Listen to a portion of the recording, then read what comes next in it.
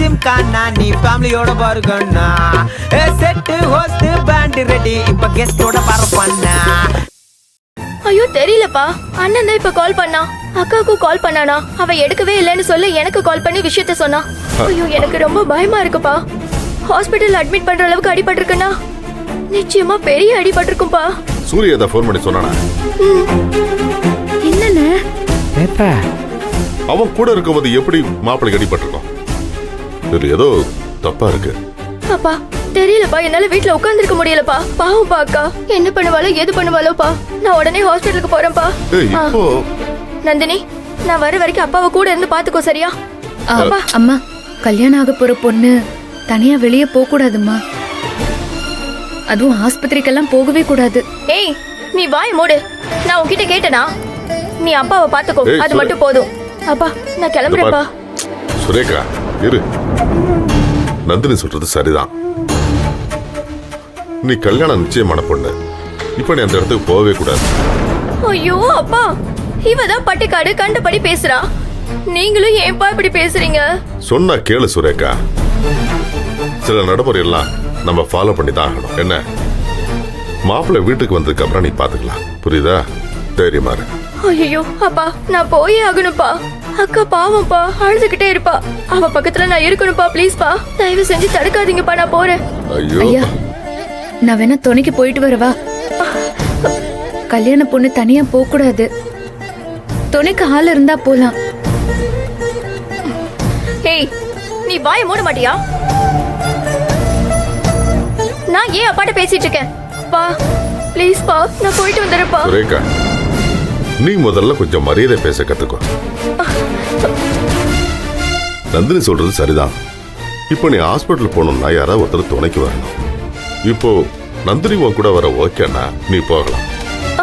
ஐயோ நந்தினி, நீ சுரேகா கூட்டிட்டு ஹாஸ்பிட்டல் போயிட்டு வா. சரிங்க ஐயா, ஒரு நிமிஷம். அண்ணா எடுத்துட்டு வாங்க. சரி. அப்பா, எனக்கு ஏன்பா இப்படி ஒரு தண்டனை கொடுக்குறீங்க? ப்ளீஸ் பா, நானா போய்க்க தெரியாத எனக்கு?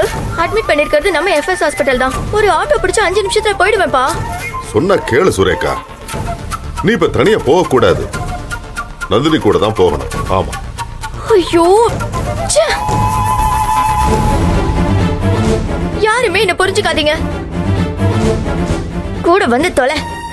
ஆனா நீ என்கிட்ட வளவளன்னு ஏதாவது பேசுன, அவ்வளவுதான் பாத்துக்கோ. இல்லம்மா, நான் பேசல. அம்மாடி இந்தத்தா. என்னங்கம்மா, இது மட்டும் உங்க கையில வச்சுக்கோங்க.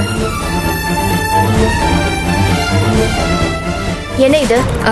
அடுப்பு கறிமா. ஆஸ்பத்திரிங்கிறது பல துர்மரணம் நடந்த இடம். அங்க எதுவும் காத்து கருப்பு அண்டிடக்கூடாதுல்ல, அதான் இத கூட வச்சுக்கங்கன்னு சொல்றேன். உனக்கெல்லாம் அறிவே இல்ல? இந்த மாதிரி மூட நம்பிக்கையில என் மேல இம்போஸ் பண்ண நடக்கிறதே வேற. வாய் மூடிட்டு வா சொல்லிட்டேன். சரிங்கம்மா, நானே வச்சுக்கிறேன். அப்பா வரேன்ப்பா, போயிட்டு வரேன். தல ஐயா, நான் பாத்துக்கிறேங்க ஐயா. கல்யாணம் அண்ணன், அதா ஐயா பக்கத்துலயே இருங்க. எதுனாலும் எனக்கு உடனே ஃபோன் பண்ணுங்க. சரி தாயி, நீ பத்திரம் போ. ஐயா காபி தண்ணி எதுவும் இல்ல வேணும். ஆகட்டும்.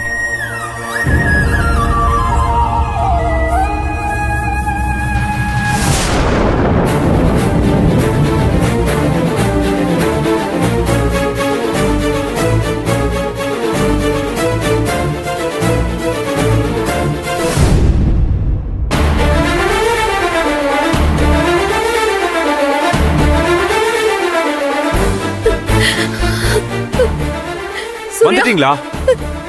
ஏய் மாதவி, அறிவே இல்லையா உனக்கு? போன் பண்ணா நீ எடுக்கவே மாட்டியா? உன்கிட்ட பேசணும்னா இன்னொருத்தர் கால் பண்ணி தான் உன்கிட்ட பேசணுமா? என்னதான் நினைச்சிட்டு இருக்க உன் மனசுல? நிறுத்துடா, சும்மா கத்திட்டு இருக்காத. முதல்ல வாய மூடு. ஏண்டா நீ போன் பண்ண அன்பாவா பேசுவ? எந்த பிரச்சனையும் எப்ப கிளப்புவேன்னு தெரியாது. உன்கிட்ட பேசுறதுக்கு எனக்கே எரிச்சலா இருக்கு. அதனாலதான் அவளும் போன் எடுக்கல. இப்ப அது ஒரு பிரச்சனையா? பேசுறான் மாப்பிள்ளை இப்ப எப்படி இருக்காரு அத முதல்ல சொல்லு. டேய் சூர்யா, என்னடா ஆச்சு அவருக்கு? இப்ப எப்படி இருக்காரு? ஐசியூ கூட்டு போயிருக்காங்க. ஒரு மாதிரி குழப்பமா தான் பேசிட்டு இருக்காரு. நிறைய பிளட் போனதை நானே பார்த்தேன். நிலைமை என்னன்னு மட்டும் இன்னும் டாக்டர் சொல்லவே இல்லை. டாக்டர் வரதுக்காக தான் நானும் வெயிட் பண்ணிட்டு இருக்கேன்.